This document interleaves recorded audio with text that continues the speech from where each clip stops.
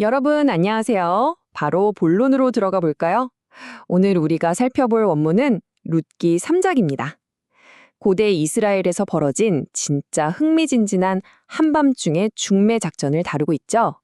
근데 이게 단순한 로맨스가 아니거든요. 이 사건이 어떻게 거룩한 책임과 인간의 신뢰라는 엄청난 진리를 보여주는지 오늘 싹 다 파헤쳐보겠습니다. 오늘 우리가 함께 짚어볼 핵심 주제들입니다. 첫 번째, 나오미의 중매 계획부터 시작해서 룻의 온전한 순종, 보아스의 은혜와 약속, 구원의 확신, 하나님의 멈추지 않는 책임, 그리고 마지막으로 우리의 기쁜 의무까지 쭉 이어집니다. 자, 첫 번째 파트입니다. 1번, 나오미의 대담한 중매 계획, 치밀한 전략가 나오미입니다. 우리가 보통 성경에 나오는 나이든 인물들을 생각할 때 약간 수동적인 모습을 상상하기 쉽지 않아요? 그런데 원문을 보면 얘기가 완전히 다릅니다. 나오미는 그냥 뒷방에 가만히 앉아 밥만 축내는 그런 노인이 아니었어요. 오히려 보아스의 일거수일투족을 전부 다 꿰뚫어보고 전체 판을 짜는 아주 치밀한 전략가, 그야말로 마스터마인드였다는 거죠. 나오미가 룻에게 내리는 지시사항들을 한번 보세요. 진짜 구체적이지 않나요? 일단 씻고, 향수를 바르고, 제일 좋은 옷으로 쫙 빼입으라고 하죠. 그러고는 보아스가 잠들 때까지 절대 눈에 띄지 않게 기다렸다가 조용히 발치해 놓으라고 합니다.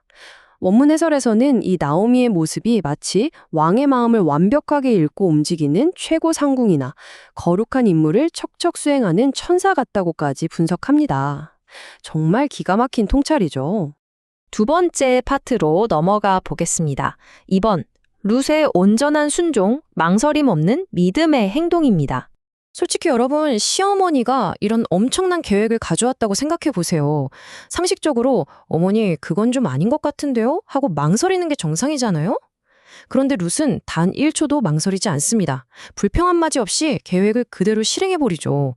심지어 보아스가 새벽에 조용히 돌려보냈을 때 자존심 상해하지도 않고 돌아와서 시어머니한테 모든 상황을 아주 투명하게 싹 다 보고합니다.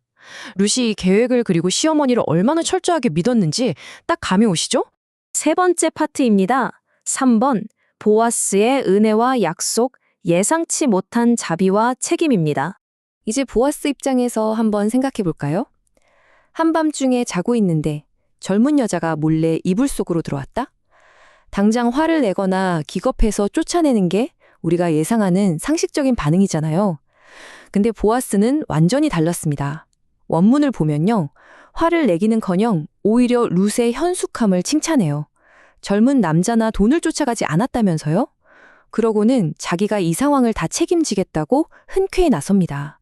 이 대목에서 원문 분석은 기업 물을 자라는 아주 핵심적인 개념을 콕 집어줍니다. 보아스가 지금 그냥 마음씨 좋은 아저씨라서 호의를 베푸는 게 아니거든요. 위기에 빠진 친족의 가문을 구원하고 보호하고 또 부양할 책임이 있는 사람으로서 나선 겁니다. 심지어 하나님 앞에 맹세까지 하면서 그 무거운 책임을 기꺼이 짊어지겠다고 선언한 거죠.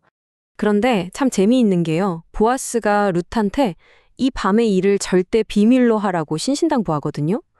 이게 그냥 동네에 이상한 소문 날까봐 스캔들 덮으려는 게 아닙니다. 해설자는 이 장면을 예수님의 메시아적 비밀하고 기가 막히게 연결지어 설명합니다. 예수님이 진짜 정체를 숨기셨던 것처럼 보아스도 이 엄청난 구원의 임무를 아무 방해 없이 완벽하게 성공시키기 위해서 고도의 전략적 침묵을 선택했다는 거죠. 그리고 룻이 돌아가기 전에 보아스가 보리 6대를 듬뿍 퍼줍니다. 여기서 자료는 아주 중요한 포인트를 짚어요.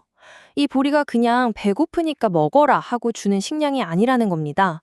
이건 보아스가 내가 너희를 끝까지 책임지겠다는 그 약속, 그 맹세를 아예 눈에 보이는 물리적인 형태로 쥐어준 거예요. 말 그대로 약속을 퍼준 거라고 보시면 됩니다. 네 번째 파트, 4번, 구원의 확신. 인간의 순서를 뛰어넘다입니다. 사실 나오미는 보아스가 법적으로 기업 물을 자의 1순위가 아니라는 걸 이미 다 알고 있었거든요. 그런데도 룻을 보냈습니다. 왜 그랬을까요? 나오미는 진정한 구원이라는 게 우리 인간들이 정해놓은 어떤 얄팍한 순서나 법적 절차에 딱딱 얽매이는 게 아니라는 걸 정확히 꿰뚫어보고 있었던 겁니다. 그래서 나오미가 이렇게 자신 있게 선언하잖아요.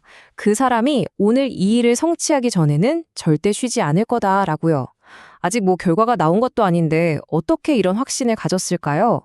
원문 해설은 나오미가 보아스의 모습에서 약속을 이루기 전까지는 절대 쉬지 않으시는 하나님의 성품을 직접 보았기 때문이라고 분석합니다.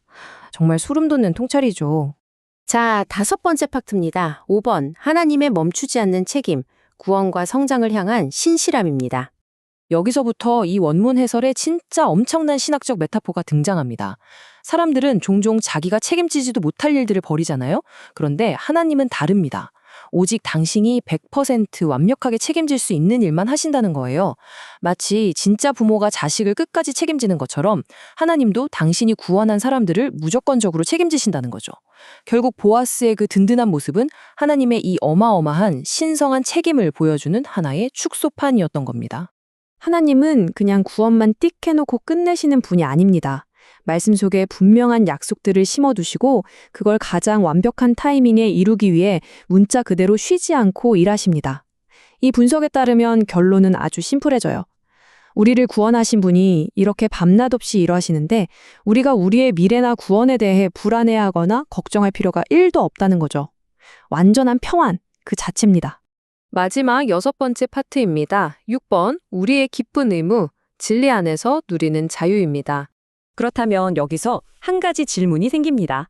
하나님이 이렇게 다 알아서 안 쉬고 일하신다면 도대체 우리의 구원받은 신자들은 뭘 해야 하는 걸까요? 그냥 뒷짐지고 가만히 구경만 하면 되는 걸까요? 원문의 마지막 결론이 이 질문에 대한 명쾌한 답을 줍니다.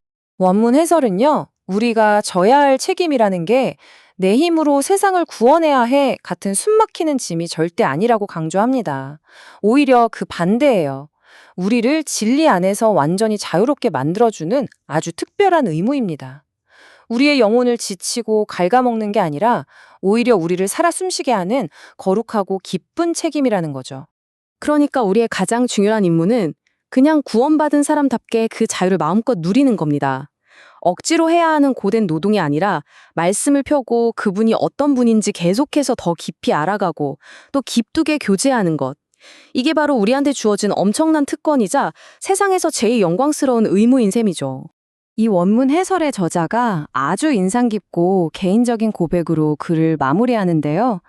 나는 오늘도 그 기쁨의 책임을 다하기 위해 말씀 안으로 들어와 앉아 있다. 와, 정말 멋지지 않나요?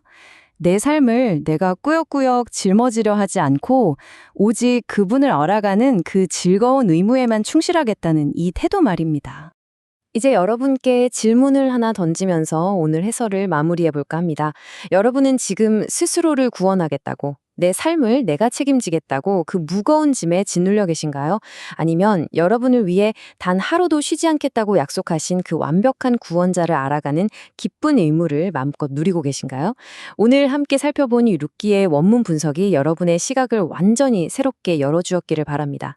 계속해서 질문하고 또 진리를 탐구하는 시간 가지시길 바라면서 오늘 해설은 여기서 마치겠습니다. 함께 해주셔서 정말 감사합니다.